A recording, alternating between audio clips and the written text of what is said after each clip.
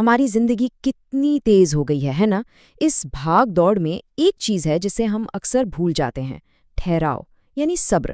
آج ہم اسی طاقت کی بات کریں گے جسے اکثر نظر انداز کر دیا جاتا ہے۔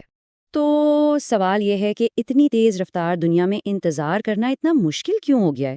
یہ ایک ایسا سوال ہے جو شاید ہم سب کے ذہن میں کبھی نہ کبھی آتا ہے۔ جب ہر چیز ایک کلک پر مل جاتی ہے تو پھر ذرا سا ٹھہرنا بھی ایک بوجھ سا کیوں لگتا ہے؟ آخر یہ بے چینی آتی کہاں سے ہے؟ اکثر ہم صبر کو ایک بہت ہی پیسو چیز سمجھتے ہیں، مطلب کمزوری کی نشانی۔ ہمیں لگتا ہے کہ صبر کرنے کا مطلب ہے کہ ہم کچھ کر نہیں رہے، بس بے بسی سے وقت گزرنے کا انتظار کر رہے ہیں، اور یہی سوچ اسے ایک منفی چیز بنا دیتی ہے جسے ہمارے ہاتھ میں کچھ ہے ہی نہیں۔ لیکن کیا ہو اگر ہم اسے ایک بالکل الگ زاویے سے دیکھیں؟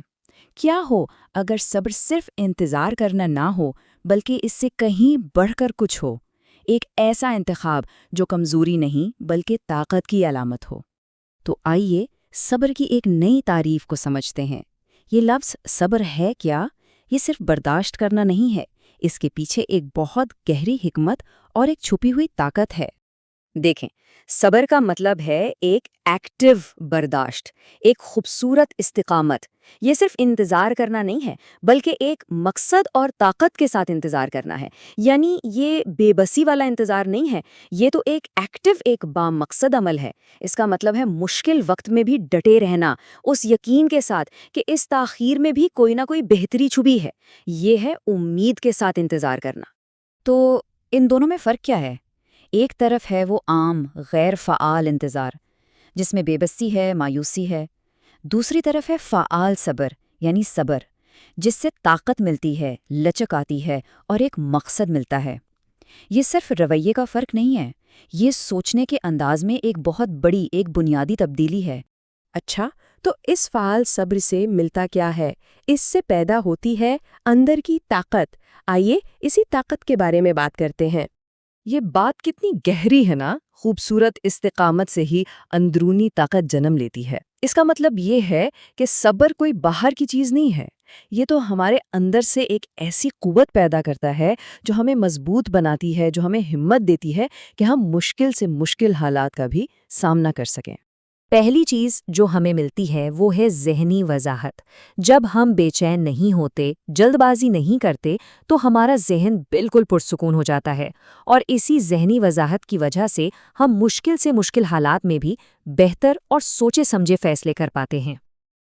دوسری چیز ہے لچک، یعنی ریزیلینس۔ صبر کرنے سے ہم جذباتی طور پر مضبوط ہو جاتے ہیں۔ ہم مشکلات سے ٹوٹتے نہیں ہیں بلکہ ان سے سیکھ کر اور زیادہ مضبوط ہو کر دوبارہ کھڑے ہوتے ہیں۔ اسی کو تو لچک کہتے ہیں، حالات کے مطابق خود کو ڈھال لینا۔ اور پھر آتا ہے سکون۔ جب ہم مشکلات سے لڑنے کے بجائے انہیں ایک مقصد کے ساتھ قبول کر لیتے ہیں نا، تو اندر ایک گہرا سکون اترتا ہے۔ یہ وہ احساس ہے جو بے چینی کا بالکل الٹ ہے۔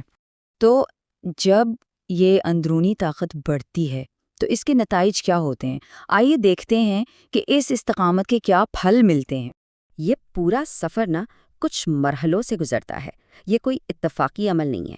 سب سے پہلے آزمائش کو تسلیم کرنا ہوتا ہے، پھر استقامت کو اپنانا پڑتا ہے، اس سے اندرونی طاقت ملتی ہے، اور آخر میں اس پورے تجربے میں ایک گہرا مطلب نظر آنے لگتا ہے۔ تو اس ساری بات کا خلاصہ کیا ہے؟ یہ سب کچھ صرف ایک چیز کے بارے میں ہے: اپنے نقطۂ نظر کو بدلنا۔ یہ سوچ میں ایک ایسی تبدیلی ہے جو حقیقت میں سب کچھ بدل سکتی ہے۔ تو ہم نے کیا سیکھا؟ چند اہم باتیں یاد رکھنے کی ہیں۔ چیلنجز کو رکاوٹیں نہیں بلکہ مواقع سمجھنا۔ یہ سمجھنا کہ ہر چیز اپنے وقت پر ہوتی ہے، خاموشی میں بھی ایک طاقت ہوتی ہے، اسے بڑھانا۔ اور آخر میں یہ جاننا کہ اصل قوت تو صبر میں ہی ہے۔ اور آخر میں ایک سوال جس پر ہم سب سوچ سکتے ہیں: کیا ہو اگر ہماری زندگی کی سب سے بڑی مشکلیں اصل میں مشکلیں ہوں ہی نہ، بلکہ وہ ایک دعوت ہوں، ایک موقع ہوں، یہ جاننے کا کہ ہمارے اندر کتنی گہرائی، کتنی طاقت چھپی ہوئی ہے۔